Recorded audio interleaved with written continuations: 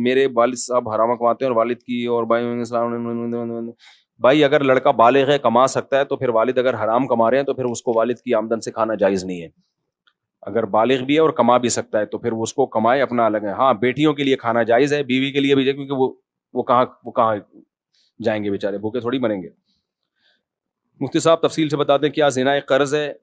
ایسا یہ غلط ہے, لوگوں میں مشہور ہے کہ زنا ایک قرض ہے, آپ کی بیٹی اور بہن کو اتارنا پڑے گا. بالکل غلط ہے. کسی کے گناہ کی سزا کسی اور کو نہیں ملتی ہے. ہاں یہ ضرور ہے کہ جب آپ زنا کرتے ہو اور گھر والوں کو پتہ چلتا ہے تو ان میں وہ پاک دامنی رہتی نہیں ہے.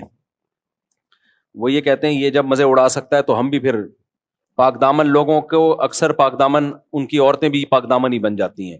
مرد خود خراب ہو تو اس کے اثرات, باپ شراب پیتا ہو تو بچے کہیں گے ہم نے پی لی تو کیا ہو گیا, یہی ہوتا ہے نا. وہ اپنی اختیار سے کرتے ہیں, ایسا نہیں ہوتا کہ اس کے گناہ کی سزا اس کو ملے, ایسا نہیں ہوتا.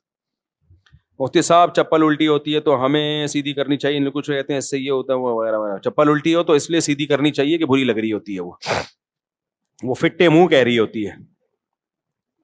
آم کے چھلکے بھی جب ہم کھاتے ہیں نا, کچھ لوگوں کی عادت ہے چوس چوس کے ایسے ہی رکھ رہے ہوتے ہیں. بھائی الٹا کر کے رکھو. نہیں آئی میرا خیال ہے بات. اجتماعی طور پہ جب آم کھا رہے ہوتے ہیں چھلکے چوس چوس کے, بعض لوگ پلیٹ میں ایسے رکھ رہے ہوتے ہیں, چوسا ہوا حصہ اوپر ہوتا ہے, برا گھن آتی ہے اس سے. کچھ محفل کے کچھ آداب ہوتے ہیں, کچھ تمیز ہوتی ہے. تو میرے سامنے کوئی کھا رہا ہو نا, تو اگر کوئی میرے جیسا میرے لیول کا ہو تو میں اس کو بولتا ہوں بھائی, بڑے بزرگوں تو میں کچھ نہیں کہتا, تو اس کو یہ کہ بھائی اس کو الٹا کر کے رکھ دو. اچھا بعض لوگوں کو یہ عادت ہوتی ہے کسی کا جھوٹا کھانے کی, بزرگ ہیں, اب آم ہم نے چوسا ہوا, وہ کہہ رہے ہیں آپ کی چوسی بھی گٹلی میں کھاؤں گا. مجھے گھن آ رہی ہوتی ہے, میرا تھوک کیوں چاٹ رہا ہے بھائی تو. آپ کو عقیدت ہے لیکن انسان کو خود بھی نہیں چاہتا نا کہ میری گندگی کوئی کھائے, تو یہ بھی ایک گھن والا عمل ہے. کسی بزرگ نے بھی گٹلی چوس کے پھینکی ہو, بس نہیں چوسو اس کو. جھوٹا پینا میں تو کوئی حرج نہیں ہے, وہ تو نارمل ہے, لیکن گٹلی بھی چوسی بزرگ کی, وہ آپ چوس رہے ہو, تو بزرگ میں بھی اگر صفائی پسند ہوگا نا اس کو اچھا نہیں لگے گا. انسان اپنی گندگی کو چھپاتا ہے, تو اسی طرح اپنا پسینہ یا اپنی گٹلیاں چوسی ہوئی اچھا نہیں لگتا کہ کوئی کھائے. تو اس لیے عقیدت میں ایسا کام کرنا جس سے عقیدت ہے اسی کو تکلیف ہو رہی ہو, یہ برا عمل ہے. تو اس لیے بزرگ کا جھوٹے پانی پی لیا کریں, بس اتنا کافی ہے. اس کی چوسی ہوئی گنڈیریاں اور اس کی چوسی ہوئی گٹلیاں مت کھایا کرو, یہ تھوڑا زیادہ ہو گیا. مفتی صاحب گھر میں جو نماز نہ پڑھتا ہوں تو اگر میں انہیں کہوں کہ نماز پڑھو اور میری امی کہتی ہیں کہ آپ نہیں کہو, میرے بھائی گھر میں اگر ماتحت ہے جو نماز نہیں پڑھتا اور آپ کے کہنے سے پڑھ لے گا تو اس کو پڑھوانا ضروری ہے, اور اگر نہیں چل رہی گھر میں تو پھر چھوڑو, گھر کا ماحول خراب ہوگا, وہ بدتمیز بنے گا. تو مفتی صاحب میرا بھائی بہت پریشان ہے, میرے بھائی کی شادی کو صرف 6 ماہ ہوئے ہیں, شادی ہوتے ہی گھر میں بیماری آ گئی اور میرا بھائی بھی اچانک شدید بیمار ہو گیا, اسپتال میں داخل ہو گیا. پھر جس کمپنی میں میرا بھائی 12 سالوں سے بڑے اچھے عہدے پر تھا, دن بدن ترقی کر رہا تھا, اس کمپنی کے مالکان میرے بڑے بھائی پر فخر کرتے تھے. شادی کے فوراً بعد ان کا رویہ بہت برا ہو گیا, انہوں نے میرے بھائی سے بھی عہدہ چھین لیا, میرے بھائی سے کئی جگہوں پر کوشش کی اپنا بزنس وغیرہ وغیرہ. دیکھو کچھ لوگ, ہندوؤں میں کانسیپٹ ہے نحوست کا, یہ کانسیپٹ ہماری سوسائٹی میں بھی ہے. حدیث میں آتا ہے لا طیرہ ولا عدوہ, اسلام میں نحوست کا کوئی تصور نہیں. بعض لوگ کے ساتھ ایسا ہوتا ہے شادی ہوئی, کاروبار میں نقصان, یہ بیماری فلانی بیماری, عہدہ گیا, سمجھتے ہیں منحوس ہے. عورتیں بھی طعنہ دیتی ہیں اس کی نحوست سے یہ سب کچھ ہو رہا ہے, یہ بالکل غلط ہے. بعض کام اتفاق سے آپس میں جڑے ہوئے ہوتے ہیں. اس کی مثال ایسے ہے, یوٹیوب پہ ابھی کچھ دن پہلے ایک ویڈیو تھی, ایک آدمی نے ٹرین کو دھکا دینا شروع کیا اور ٹرین چلنا شروع, اور وہ کہہ رہا ہے دیکھا میں نے دھکا دیا اور ٹرین چل رہی ہے. بھائی وہ ویسے ہی چلنے والی تھی, اتفاق سے تیرا دھکا اسی وقت میں لگا ہے جب اس کا چلنے کا ارادہ تھا. مولانا عباد الرحمان صاحب ہے نا تبلیغ جماعت کے, بڑی پیاری مثال دے رہے تھے کہ بعض دفعہ آپ اسٹیشن پہ کھڑے ہوتے ہو, آپ نے ٹرین کو ہاتھ لگایا چل پڑی, ہاتھ لگایا رک گئی. دیکھو باہر ملکوں میں ٹرینیں چلتی ہیں تو چلتے چلتے تیز ہو جاتی ہیں, ہمارے یہاں ٹرین رکی بھی ہے تو رکی بھی ہے. آدمی کو امید ہوتی ہے چل پڑی, چلی, اب ایک دم خوشی کی لہر ایک دم رک گئی آگے جا کے, پھر رکی بھی ہے. پھر اس کو پتہ نہیں وہ کہیں سے آیا اس کا ڈرائیور, پھر چلائی, پھر اس کو خیال آیا نانی کا فون آ گیا ہوگا یا کچھ ہو گیا ہوگا, پھر روک دی. ایسا ہوتا ہے ہمارے یہاں ٹرینوں میں, یوں چلی پھر رکی, پھر تھوڑا سا چل گئی پھر رک گئی. اب ایک آدمی نے ہاتھ لگایا ٹرین کو، ہلکا سے چل پڑی، ہاتھ لگایا رک پڑی، کہہ رہے میرے ہاتھ لگانے سے ٹرین چلتی ہے اور میرے ہاتھ لگانے سے ٹرین رکتی ہے۔ بھائی بے وقوف آدمی، اتفاق ایسا ہو گیا ہے، حسن اتفاق، کہ ٹرین نے اس وقت چلنا، 20 لوگوں نے ہاتھ لگایا اس کو، تو تیرے ہاتھ لگانے میں اتفاق سے وہ ہو گیا۔ ایسے ہی میرے بھائی کچھ پریشانیاں اللہ کی طرف سے مقدر ہوتی ہیں، اللہ کو پتا ہوتا ہے 5 جنوری اتنے بج کے اتنے منٹ پہ اس کو یہ ٹینشن ملے گی، اتفاق سے اس سے ایک دن پہلے اس کی شادی ہوئی ہوتی ہے، تو وہ ٹینشن کس کے کھاتے میں ڈالتا ہے؟ بیوی کے کھاتے میں۔ قرآن و سنت پہ اگر ایمان ہے نا تو ہمیں پتا چلتا ہے کہ عورت کے آنے سے رزق میں برکت ہی ہوتی ہے، نحوستیں کم ہوتی ہیں۔ نکاح منحوس عمل ہے جو اس سے نحوستیں ہوں گی، یہ مبارک عمل ہے، مبارک عمل ہے۔ اب اگر کسی کے ساتھ الٹا معاملہ ہو رہا ہے تو وہ یقین کر لے کہ یہ نکاح ہے، اگر نہ ہوتا تو اس سے زیادہ الٹے حالات ہوتے میرے ساتھ۔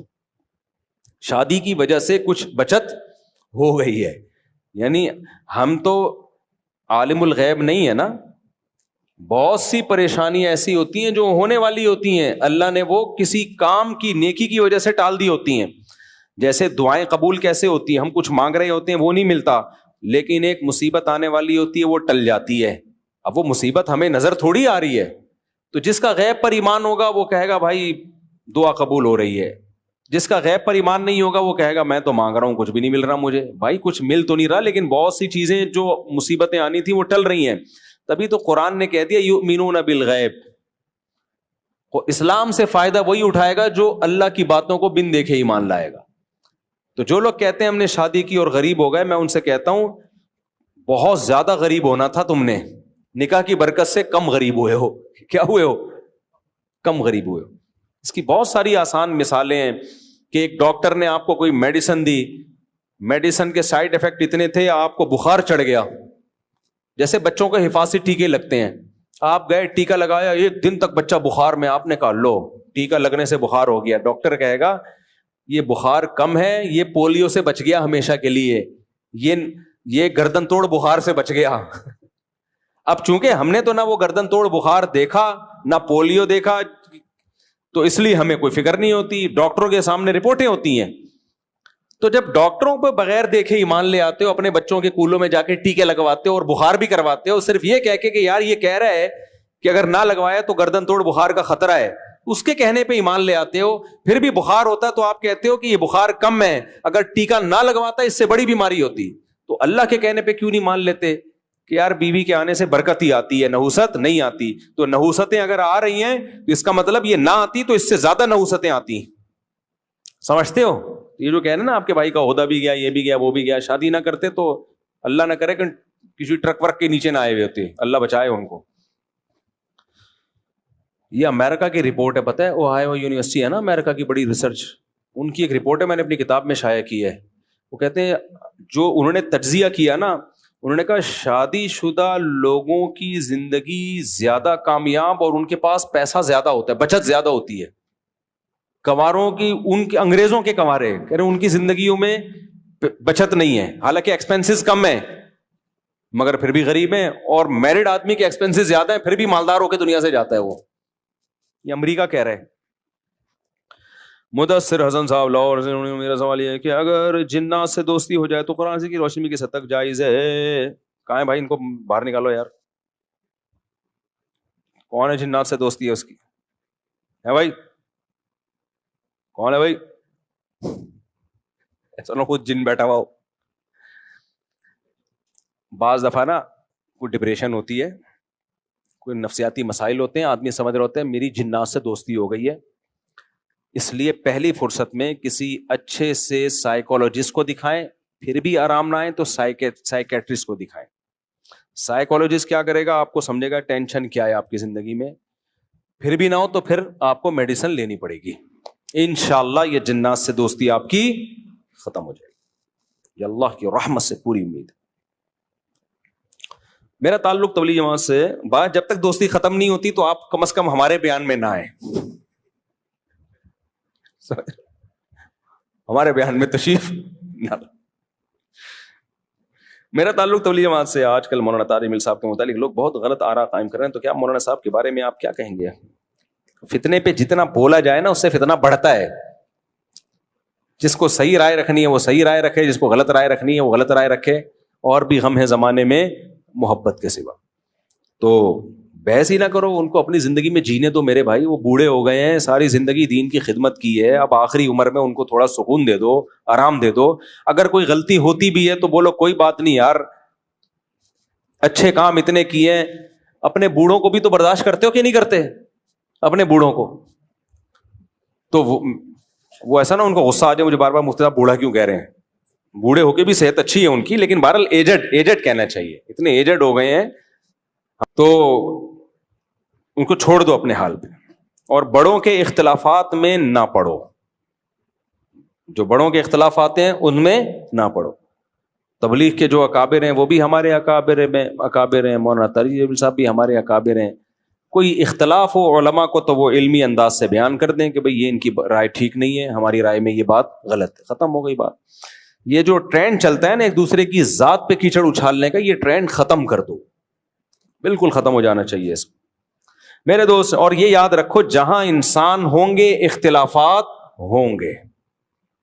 یہ جو تصور ہے نا کہ دیندار لوگ آپس میں محبتوں سے رہتے ہیں, میرے سامنے لوگ آتے ہیں نا میری 4 بیویاں محبتوں سے رہتے ہیں, میں نے کہا چھوڑا کرو کسی اور کے سامنے, پھینکا کرو کسی اور کے سامنے. کتنا ہی نیک ہو, مرد ہو بیوی ہو, پھر بھی جھگڑے ہوں گے, پھر بھی اختلافات ہوں گے. صحابہ میں ہوئے ہیں, ہمارے نبی کی اپنی ازواج کے ساتھ اختلاف, آپ صلی اللہ علیہ وسلم 1 مہینے کے لیے گھر سے باہر چلے گئے تھے, حالانکہ امہات المومنین دنیا کی افضل ترین عورتیں ہیں, اور سید الانبیاء دنیا کے افضل ترین, اللہ کے بعد سب سے بڑا مقام نبی کا. اس کے بعد بھائی یہ اختلاف ہوا ہے, اور اللہ نے یہ اختلاف کیوں ہونے دیا؟ تاکہ پتہ چلے بھائی نبی کی زندگی بھی نیچرل تھی, نارمل تھی, تو ہمیں اس سے سبق ملتا ہے. تو 1 مہینہ کے لیے آپ صلی اللہ علیہ وسلم گھر سے ناراض ہو کے چلے گئے تھے, 1 مہینہ. پھر 29 دن کے بعد واپس تشریف لے آئے آپ. صحابہ نے کہا بھی مہینہ پورا نہیں ہوا ہے, آپ نے فرمایا چاند 29 کا ہے. ٹھیک ہے نا, اس کا مطلب آپ صلی اللہ علیہ وسلم پورا گن رہے تھے, چاند نظر آیا تو آپ نے کہا ہو گیا مہینہ پورا. جو تو یہ سب نیچرل ہے بھائی. لڑائیاں بھی ہوتی ہیں, خوشیاں بھی ہوتی ہیں, غم بھی ہوتے ہیں, برتھڈے بھی ہوتے ہیں, پھر سسرا بھی ہوتی ہے. ناک پہ مکھی جو بٹھائے گا وہ کبھی بھی کامیاب لائف نہیں گزار سکتا. بعض لوگوں کو ہیضہ ہوتا ہے سیدھی زندگی, بالکل تیر کی طرح سیدھے رہ کے چلنے کا. تو جس کی زندگی میں لچک نہیں ہے, فلیکسیبلٹی نہیں ہے, برباد. سب آڑا تیرے. میں یہاں ایک پرانی بات ہے, میں نے جمعے کے دن اخلاق پہ بیان کیا, حسن اخلاق. اچھے اخلاق سے بات کرو, چیخو نہیں, گدھوں کی طرح گھروں میں چیختے ہیں. جب میں گیا ہوں, وہ پرانی بات ہے, 10-12 سال 15 سال ہو گئے, میری لڑائی ہوئی ہے بھائی, کیونکہ میں ایک اور شادی کرنی, اللہ معاف فرمائے, تو میں بھی چیخ رہا تھا, ہاں ٹھن چل رہا ہے. پھر مجھے خیال آیا, میں نے بھی بیان تو پورا اسی پہ کیا کہ چیخو نہیں. آپ یقین کریں مجھے خود ہنسی آ گئی, تو مجھے خود ہنسی آ گئی. خیر میں نے کنٹرول کیا, نہیں چیخنا چاہیے, لیکن پھر بھی ہو جاتا ہے انسان سے. صحابہ کرام سے بھی ایسا ہوتا تھا, بعض دفعہ آوازیں بلند ہو جاتی تھی, پھر کوئی ان کو سمجھاتا تھا بھائی نبی بیٹھے ہوئے آواز پس کرو, تو آواز پس کرتے تھے اپنی. تو اس لیے دنیا میں جب ٹائم کی جنت ہے, جو جنت میں کوئی نہیں چیخے گا, جنت میں سب نائس ٹو میٹ یو, دعواہم فیہا سبحانک اللہم وتحیتہم فیہا سلام. سلام سے بات شروع ہوگی, سلام پہ ختم ہوگی. اور کوئی موت نہیں ہے, کوئی سیلاب نہیں ہے, کوئی زلزلے نہیں ہے, کوئی ٹینشن نہیں ہے. جب تک زندہ ہو ٹینشنیں رہیں گی. اور عجیب بات ہے, جس کو بالکل بھی ٹینشنیں نہیں ہوتی نا, وہ ڈپریشن سے مر جاتا ہے. یہ بھی ایک الگ چیز ہے. بعض ملک ایسے ہیں جن میں ٹینشن ہے ہی نہیں, وہ یہی ان کے لیے بڑی ٹینشن ہے. یہ بھی ایک عجیب مصیبت ہے. یہ بالکل اگر زندگی میں کوئی غم نہ ہو نا, وہ خود ہی غمزدہ ہونا شروع ہو جائے گا. تو اس لیے سب سیٹ ہے. میرے دوست مجھے جائز ہے, ہاں آرڈر دے دیا ایک کمپنی کا, میں نے پروفٹ میں اپنے دوست کو 5% دیا. 5% جو, یہ سوال ہی مبہم ہے میرے بھائی. آپ نے کیوں دیا؟ کمپنی کا مال بکوا کے آپ نے کیوں دیا؟ کیا تھا سوال واضح کر کے پوچھیں. مفتی صاحب ماحول کا انسانی زندگی پر کیا اثر پڑتا ہے؟ ہمیں بچوں سے کیا لکھا ہے کا ماحول ملا, مجھے بچپن سے اسلام کا ماحول ملا, مجھے اسلام سے محبت ہو گئی، آپ کے بیانات کی وجہ سے گھر والوں کا کو کیسے سمجھاؤں؟ ان کو بھی میرے بیانات سنانا شروع کر دیں، اونچی آواز میں بیان لگوا دیا کریں، جب شادی 4 شادیوں پر آئے اس کو وہ فارورڈ کر دیں، پھر آگے سے شروع کر دیں دوبارہ۔ مفتی صاحب کیا شارٹ یوٹیوب کی کمائی جائز ہے؟ یوٹیوب کے شارٹ کلپ جیسے جائز ہے بھائی، اس پہ تو 20 دفعہ بیان کر چکا ہوں میں۔ مفتی صاحب اگر کسی شخص کو نماز پڑھنی اور اس کی شلوار ٹخنوں کے نیچے ہو تو اس کو موڑنا چاہیے۔ حدیث میں آتا ہے ان اللہ لا يقبل صلاة رجل مسبل ازارا، اللہ اس کی نماز قبول نہیں کرتے جس کے ازار ٹخنوں سے نیچے ہو، تو اس فولڈ کرنا پڑے فولڈ کریں اس کو، جس طرح بھی موڑنا پڑے۔ یہ ایک نیا شوشہ چھوڑ دیا بعض مولویوں نے کہ فولڈ کرنا جائز نہیں ہے، عجیب سا نکال لیا ہے۔ میرا تعلق یہ ہو گیا، جلدی دو بھائی، آخری سوال آخری سوال آخری سوال، اسپیڈ اسپیڈ۔ مجھ سے ایک صاحب ملے، حکیم سعید کے دوست ہیں۔ حکیم سعید پتہ ہے آپ کو 78 سال کی عمر میں لانگ ٹینس کھیلتے تھے، حالانکہ وہ بھی روٹی کھاتے تھے لیکن اعتدال سے۔ تو حکیم سعید کے دوست تھے، وہ کیسے ملے مجھ سے؟ میں پنجاب میں تھا، ایک بوڑھے آدمی، یعنی ایجڈ، بوڑھے تو نہیں کہنا چاہیے بھائی، انہوں نے بتایا کہ 90 سال عمر ہے اور فٹ فاٹ۔ میں نے کہا حضرت آپ 90 سال میں چل پھر رہے ہو، کھا بھی رہے ہو؟ انہوں نے مجھے بتایا 85-90 کچھ ایسے تھی۔ انہوں نے کہا میں حکیم سعید کا دوست ہوں۔ تو حکیم سعید صاحب نے کہتے ہیں مجھے کچھ ٹوٹکے بتا دیے تھے صحت مند رہنے کے، تو بس وہ ٹوٹکوں پر عمل کر رہا ہوں میں نے کہا کیا ٹوٹکے؟ کہتے ہیں 2 ٹائم کا کھانا اور رات کا کھانا مغرب سے بھی پہلے۔ اب وہی بات ہے، آپ اتنا افورڈ نہیں کر پائیں گے، پھر ڈپریشن میں نہ چلے جائیں لیکن ان میں یہ نہیں تھا کہ پروٹین اور یہ نہیں، لو کارب ڈائٹ، کچھ بھی نہیں، جو گھر میں پک رہا ہے وہی کھا رہے ہیں۔ حکیم سعید صاحب بھی صبح ناشتے میں کہتے ہیں میٹھا بھی کھاتا تھا میں، گھر میں جو کھیر پک گئی یا کچھ بھی پک گیا وہ کھا لیا۔ تو اور حدیث میں بھی یہی ہے، نبی صلی اللہ علیہ وسلم اور صحابہ کرام یہ صبح 11-12 بجے کا کھانا ہوتا تھا اور رات کا کھانا جلدی ہوتا تھا، بس یہ 2 ٹائم کا کھانا تھا۔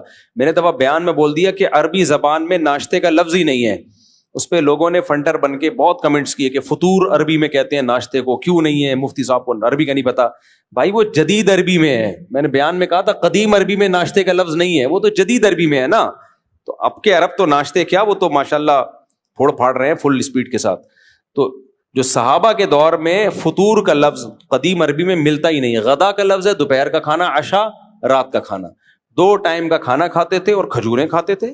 کھجور تو فل کارب ہی کارب ہے، کھجور کھاتے تھے، اس سے تسلی ہو جاتی تھی ان کو، پھر نہیں کھایا۔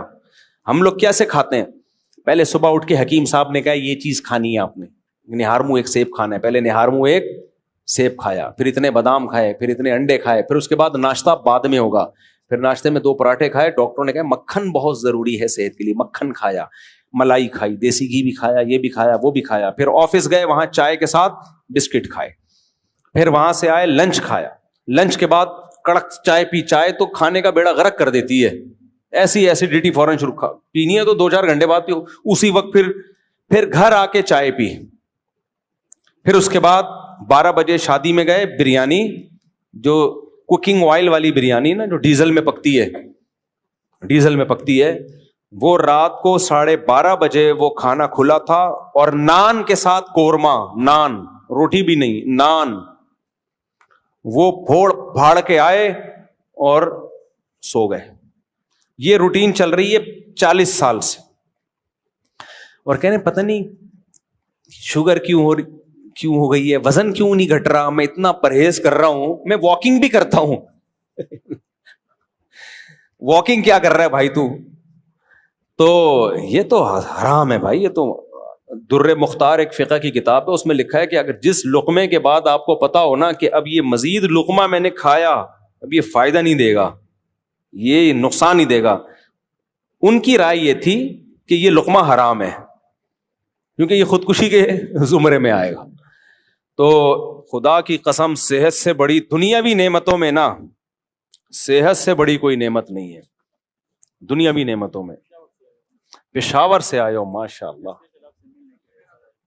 اچھا، چلو ابھی ملتے ہیں 2 منٹ کے لیے آپ سے۔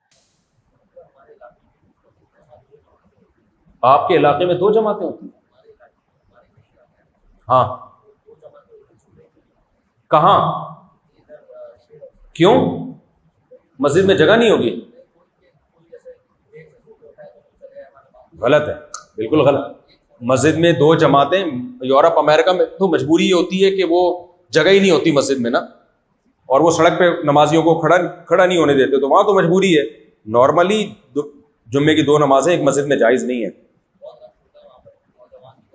ایک ہی جماعت ان کو منع کریں، تو فتویٰ لا کے دے دیں ان کو، تو باقی دوسری مسجد میں سے ایک مسجد میں جمعے کی 2 نمازیں جائز نہیں ہے بھائی۔ وہ یورپ امریکہ میں کوئی یوزر ہے، مجبوری ہے، نارملی 3 جماعتیں شروع ہو جائیں گی دیکھنا تھوڑے دنوں میں، جس کا جو منہ اٹھے گا یار اب میں فارغ ہوں چلو آ جا جمعہ پڑھتے ہیں، دوسرا اٹھے گا یار میں ابھی سو کے اٹھا ہوں چل ایسا کر 3:30 بجے پڑھیں گے ہم لوگ، یہ شروع ہو جائے گا۔ 2 کیا پھر 3 بھی جائز ہے، اگر 2 جائز ہے اگر 4 بھی جائز ہے، ہر آدمی اپنے طور پہ، جمعہ نہیں ہے تو مذاق ہو جائے گا۔ کووڈ کے دنوں میں علماء نے فتویٰ یہ دیا تھا کہ آپ اگر مسجد کے دروازے بند کر لیتے ہو، ان لوگوں نے گھروں میں جمعہ شروع کر دیا تھا، تو فتویٰ یہی تھا جو صحیح، جائز نہیں ہے یہ، کیونکہ جمعہ کے لیے شرط ہے اذن عام۔ جمعہ اور عام نمازوں میں فرق ہے، جمعے میں شرط ہے بھائی 4 آدمی پڑھیں گے لیکن ہوگا اذن عام، جس نے آنا ہے آ جائے، تو کمرہ بند کر کے جمعے کی نماز نہیں ہو سکتی، سمجھ رہے ہو؟ جمعے کو کچھ پروٹوکول دیا اللہ نے، گاؤں میں جمعہ نہیں ہو سکتا۔ نبی صلی اللہ علیہ وسلم کے دور میں کبھی کسی گاؤں دیہات میں جمعے کی نماز نہیں ہوئی ہے۔ ینتابون، حدیث کے الفاظ ہیں، دیہات سے صحابہ کرام مدینہ آیا کرتے تھے جمعہ پڑھنے کے لیے، باریاں لگا کے، اس دفعہ تمہاری باری ہے تم جاؤ، اس دفعہ تم لوگ کی باری ہے تم جاؤ، ہم یہیں رہیں گے۔ اس لیے جمعہ گاؤں میں جائز نہیں ہے۔ ایک اہل حدیث نے میرے خلاف کلپ بنایا تھا اور کہا کہ نبی کے دور میں گاؤں میں جمعہ ہوا ہے، اور بحرین میں کوئی گاؤں نکال کے لائے تھے، وہ ریفرنس دیا تھا، وہ بھائی بحرین کہاں تھا؟ تو بیچ میں کوئی گاؤں نہیں آیا جس کی مثال ملی آپ کو، اور وہ جو جس کے بارے میں کہا جاتا ہے بحرین میں کوئی گاؤں تھا، تو وہ گاؤں نہیں تھا، وہ بڑا قصبہ تھا، شہر کے حکم میں تھا وہ۔ تو یہ تو خود اس کی علامت ہے کہ بیچ میں کسی گاؤں میں نماز نہیں ہوتی تھی۔ تو جب نبی کے دور میں نبی یعنی صحابہ نے اپنے گاؤں دیہاتوں میں جمعے کی نماز قائم نہیں کی ہے، اچھا اس میں حکمت کیا ہے؟ حکمت اس میں یہ ہے کہ اسلام نے جمعے کو ایک پروٹوکول دیا ہے۔ گاؤں دیہاتیں یہ کوئی آبادی نہیں ہوتی نا اس میں، تو آبادی ہوتی ہے تو باقی ساری سہولتیں نہیں ہوتی، تو جمعے کی نماز کا ایک پروٹوکول ہے کہ وہ جمعے کے دن ہوگی جو افضل ترین ہے، اور اس میں اذن عام ہوگا، سب کو آنے کی اجازت ہوگی، وہ شہر میں یا بڑے قصبے میں ہوگی۔ ہمیں صاحب نے بتایا کہ کینیڈا میں، امریکہ میں، پتہ نہیں یو کے میں بھول گیا، ملک بھول گیا، کہہ رہے ہم نے انگریزوں سے بات کی کہ بھائی جمعے کے دن ہمیں دوپہر کو چھٹی دی جائے، کیونکہ ہم لوگوں نے جمعے کی نماز پڑھنی ہوتی ہے، اور آپ لوگ کے یہاں چھٹی سنڈے والے دن ہوتی ہے۔ تو وہ گورا کہنے لگا تو آپ لوگ ایسا کرو، جمعہ سنڈے والے دن کر لیا کرو، جمعہ کیا کر لیا کرو، سنڈے والے دن کر لیا کرو۔ تو وہ تو بیچارے کو نہیں پتا تھا کہ جمعہ بھائی جمعے کے دن ہی ہوتا ہے۔ تو جمعے کو اللہ نے ایک پروٹوکول دیا ہے، تو اس میں یہ نہیں ہوتا کہ ایک مسجد میں 3 جمعے ہو رہے ہیں، اپنی مرضی سے اٹھے منہ اٹھائے آ گئے، تو آپ کو اسی ٹائم پہ پڑھنا پڑے گا جس ٹائم پہ ہو رہا ہے۔ ہاں یورپ امریکہ میں فتویٰ دیا ہے کہ 2 جمعہ بھی جائز ہیں، کیونکہ وہ اتنی بڑی تعداد ہوتی ہے، وہ باہر کھڑے نہیں ہونے دیتے، عمارت بہت مختصر ہے، تو وہ کیسے پڑھیں گے؟ شدید مجبوری کے احکام الگ ہوتے ہیں۔ اللہ تعالیٰ عمل